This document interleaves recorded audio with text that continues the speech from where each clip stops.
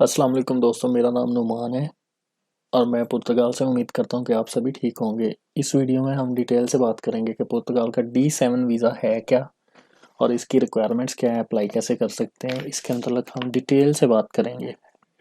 तो सबसे पहले तो बात करते हैं कि D7 वीज़ा है क्या और ये किन लोगों के लिए, इसके लिए रिक्वायरमेंट्स क्या हैं। अच्छा, D7 वीज़ा है कि आपके पास सफिशिएंट फंड्स हैं, आपकी आमदनी के ज़राए इतने हैं, आप इतना कमाते हैं और आपके पास इतनी सेविंग है कि आप पुर्तगाल में आके सेट हो सकते हैं। तो पुर्तगाल की गवर्नमेंट ने ये एक प्रोग्राम स्टार्ट किया है, D7 वीज़ा। इसको हम पैसिव इनकम वीज़ा भी कहते हैं। तो इससे आप ये है कि आप दिखा के कि आपके पास इतने फंड्स हैं, आपकी बैंक स्टेटमेंट इतनी है, आप इधर आके सेट हो सकते हैं, क्योंकि ये मुल्क आपको अलाउ करता है।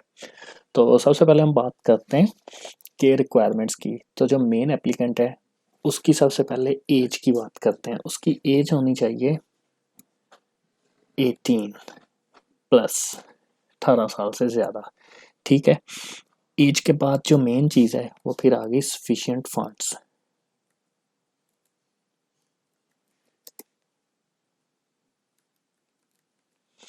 ठीक है, सफिशिएंट फंड्स होने चाहिए, आपके पास इतना पैसा होना चाहिए तो आप ठीक होंगे ना, इधर आके ठीक से सेट होंगे। तो अगर पैसा ही नहीं है तो मतलब इसके लिए देखें कोई एजुकेशन की रिक्वायरमेंट नहीं है, जस्ट पैसों की रिक्वायरमेंट है। और इसके बाद है कि जैसे आप किसी भी कंट्री में आ रहे हैं तो उसको ये तो होगा ना, चेक करें कि आप कैसे हैं, आपका रिकॉर्ड कैसा है। तो वैसे भी यूरोपियंस जो होते हैं इस मामले में बहुत होते हैं कि आपका क्रिमिनल रिकॉर्ड कैसा है।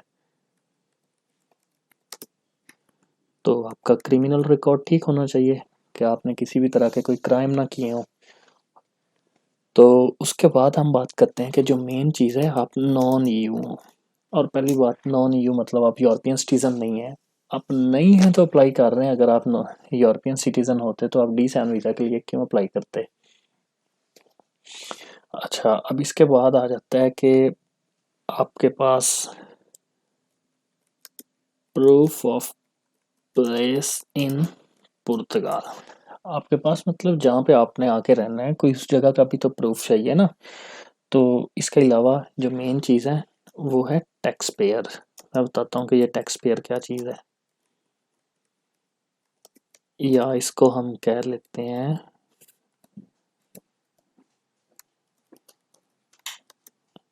Fiscal resident.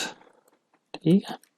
फिस्कल रेजिडेंट क्या होता है कि मतलब आप एग्री हैं, आप इधर आके टैक्स पेयर बनना चाहेंगे, आप कमाते तो ऑलरेडी हैं, आपके पास सफिशिएंट फंड्स भी हैं, तो इधर आके आप टैक्स पेयर बनेंगे, फिस्कल रेजिडेंट बनेंगे। अच्छा दोस्तों, इसके बाद हम बात करते हैं इनकम रिक्वायरमेंट की।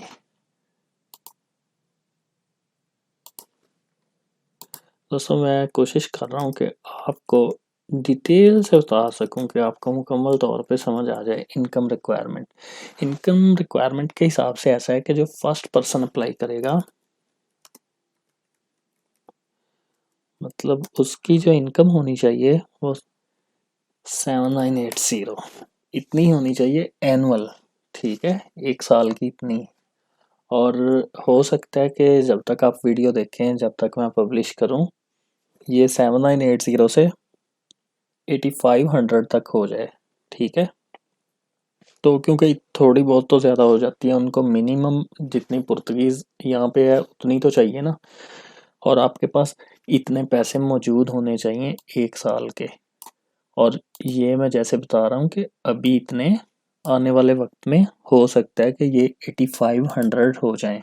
और इसके साथ ही सेकंड पर्सन जो अप्लाई करता है, सेकंड अडल्ट पर्सन, ठीक है, सेकंड अडल्ट, तो उसके लिए फिर कितने होने चाहिए। पहले बंदे के लिए तो होंगे ना 7980, मैंने जैसे बता दिया कि जो मेन एप्लीकेंट है, साथ में सपोज अपनी वाइफ को लेके आ रहा है, तो सेकंड पर्सन के लिए होने चाहिए, सॉरी, इसे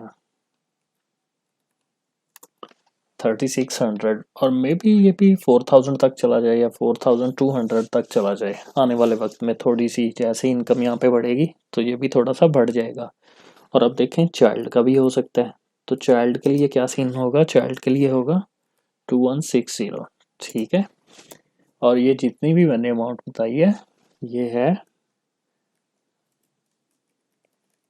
अमाउंट इन यूरो।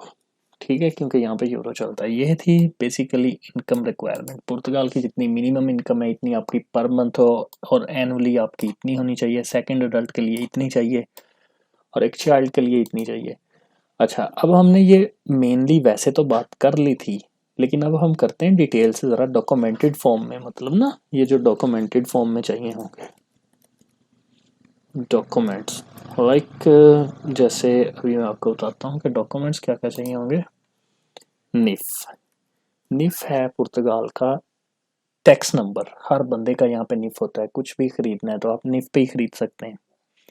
निफ के बाद यहाँ पे आपको चाहिए होगा बैंक अकाउंट। पाकिस्तान की चाहिए होगी बैंक स्टेटमेंट। ये पैसे जो आपने शो करने हैं ये पाकिस्तान की बैंक स्टेटमेंट में शो करेंगे, और जैसे एम्बेसी बताएगी या जैसे आप इन्हीं पैसों को फिर पुर्तगीज बैंक अकाउंट में ट्रांसफ़र करेंगे। मैं इस इधर डिटेल से नहीं बता रहा कि निफ कैसे ले सकते हैं, उसके लिए मैं अलग से वीडियो आपको बना के बताऊंगा, ठीक है। और बैंक स्टेटमेंट जो है वो 6 मंथ की होगी।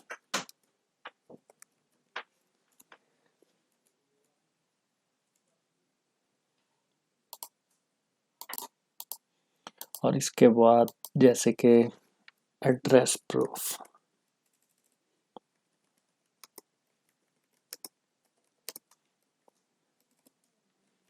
अच्छा ये मेनली वो मांगते हैं वैसे 6 माह का, लेकिन जैसे जैसे सख्ती बढ़ रही है वो 1 साल का भी मांग सकते हैं, ठीक है। अभी हम बात करते हैं कि यहाँ ये आपने जमा कहाँ पे करवाने हैं।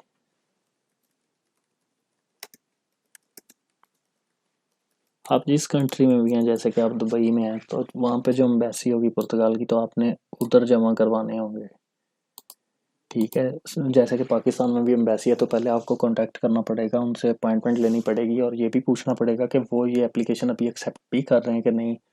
बीइंग पाकिस्तानी आप जमा तो करवा सकते हैं, दुबई में भी जिस भी कंट्री में आप हैं उधर से करवा सकते हैं, लेकिन क्योंकि पाकिस्तान में जो एम्बेसी है उनके अपने ही रूल्स हैं, तो उनके बारे में मैं बिल्कुल नहीं जानता कि वो अभी एक्सेप्ट कर रहे हैं एप्लीकेशन के नहीं। तो हम अब ये बात कर लेते हैं कि लगेगा क्या क्या साथ में, मतलब अगर आप एम्बेसी जाते हैं, वो आपको टाइम देते हैं, अपॉइंटमेंट देते हैं, तो फिर D7 एप्लीकेशन फॉर्म होगा, पोस्ट डॉक्यूमेंट सबमिशन।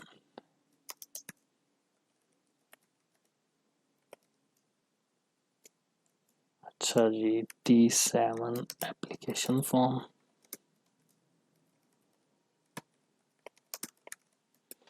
इसके बाद इसको मैं थोड़ा विजिबल कर लेता हूँ। अच्छा, इसके बाद होगा आपका वैलिड पासपोर्ट।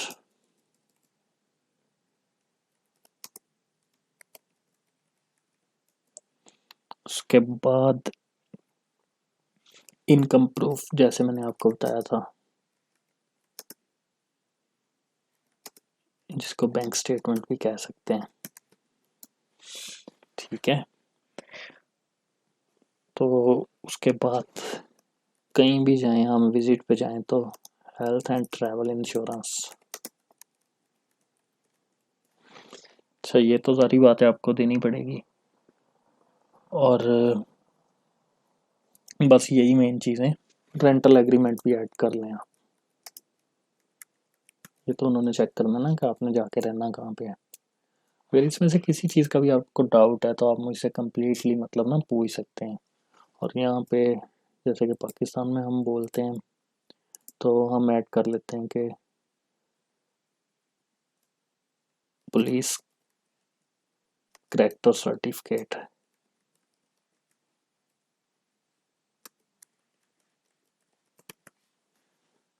इसके स्पेलिंग ठीक कर लेते हैं। अच्छा जी, ये हो गए। अच्छा, इसका ये पहले मिलता है, सपोज आपका ये अप्रूव्ड हो जाता है तो आपको मिलेगा 4 मंथ का वीज़ा, ठीक है, 4 मंथ का। इसके बाद आपका बनेगा 2 साल का कार्ड, टेम्पररी रेजिडेंस कार्ड। उसके बाद बनेगा 3 साल का TRC। इसमें थोड़ा चेंज भी हो सकता है, 2-2 साल का भी हो सकता है, और ये भी 1 ईयर का हो सकता है, 5 पूरे हो जाएंगे। After 5 years you can apply for PR or nationality। और जैसे हमने बात की कि अगर ये लग जाता है तो आप अपनी फैमिली को भी बुला सकते हैं। इसके लगने के बाद आप अपनी फैमिली को भी ज्वाइन कर सकते हैं। तो उम्मीद है आपको समझ लग गई होगी कि मेन रिक्वायरमेंट्स क्या थी, इनकम रिक्वायरमेंट्स क्या थी, डॉक्यूमेंट्स कौन से चाहिए थे जो कि पुर्तगाल की तरफ से थे, डॉक्यूमेंट्स जमा कहाँ पे होने हैं वो भी मैंने बता दिया आपको, और डॉक्यूमेंट सबमिशन के हवाले से थोड़ा सा मैंने गाइड कर दिया। इसमें थोड़ी बहुत चेंजेस भी हो सकती हैं, ये मेनली आपको एम्बेसी ही ज़्यादा क्लियर बता सकती है। और इसके लग जाता है तो 4 माह का लगेगा, आके आपको विद इन आपको साथ ही सेफ से अपॉइंटमेंट भी मिल जाएगी।